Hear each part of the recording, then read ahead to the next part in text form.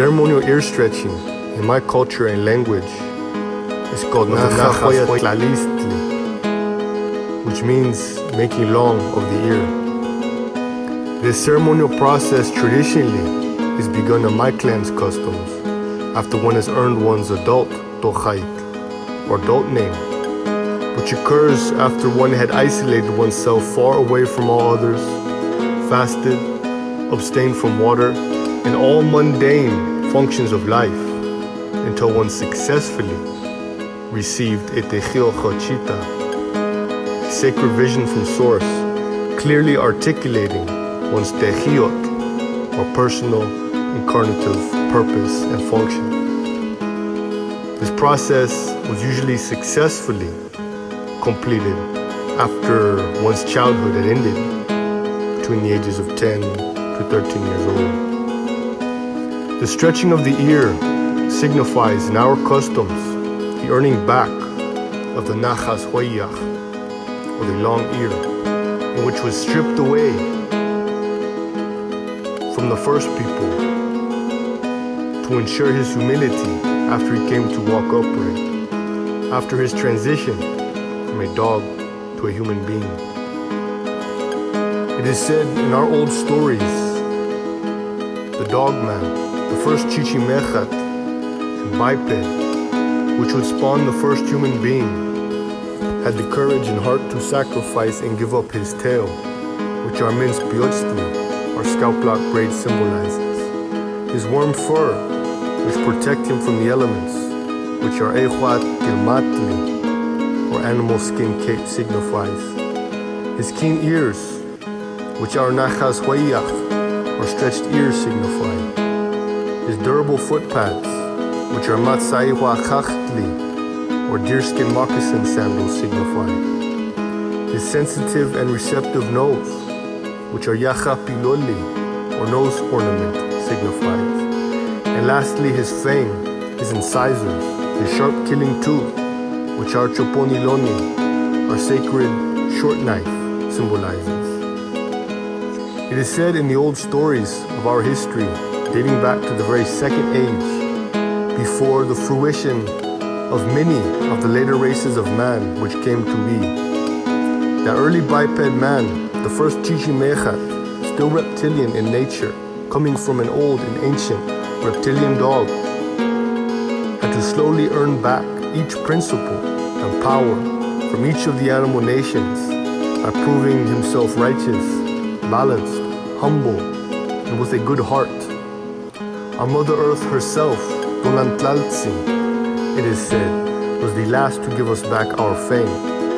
which was hidden deep within the chert, the flint, the obsidian, when the first blade was made. It is said in the old stories, as long as the Chichimeca lived balanced, keeping our promise, our oath to the animals and the earth, living in symbiosis, nourishing all around us by serving as the natural interdependent aspect our people and our original and unmolested forms represented, living by the original instructions, in harmony with the rest of the natural living breathing cosmos, that the animals and our Mother Earth would continue finding us worthy, continue wanting to be with us, and continue offering us their fur, their skin, their flesh, their essence, their bone, their food, their stone, for us to remain whole. But it is said, if we ever broke this promise, if we were ever to break this oath, this trust between us, and begin to enslave and alter the animals and the plants and the trees and the waters, abusing our power, our cleverness, and our place in this realm to disconnect, manipulate the plants and animals and trees around us, to alter our environment and the organisms around us to serve us, so that we no longer had to move in harmony with the seasons, the sun, the stars, no longer had to live to prove our worthiness to the plants, the trees, and animals to sustain our lives,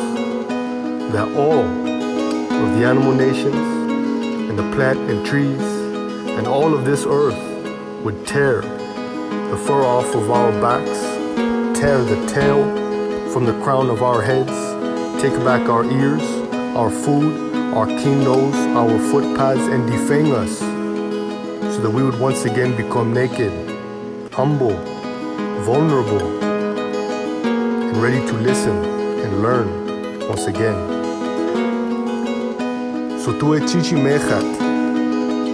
one's stretched ears, nose ornament, and short knife signify one has attained his vision, his Teypohs'weepeehl, which means he understands his personal sacred incarnative purpose, his Teypohs'weepeehl, and therein has become a full-fledged adult human being, and is as well adhering to the original instructions and honoring the oath and promise the first people made with the animal nations in this natural earth, and has slowly, humbly earned back his full potency and power with the blessing and approval of the whole of one's own natural environment, one's own biosphere ecoregion, our beloved Teypohs'weepeehl, the place among the yucca and the agave. Dearest, I'm broken, my body's unspoken, how could I be loved? Wake up in the morning, feeling uncertain like a burning old scar.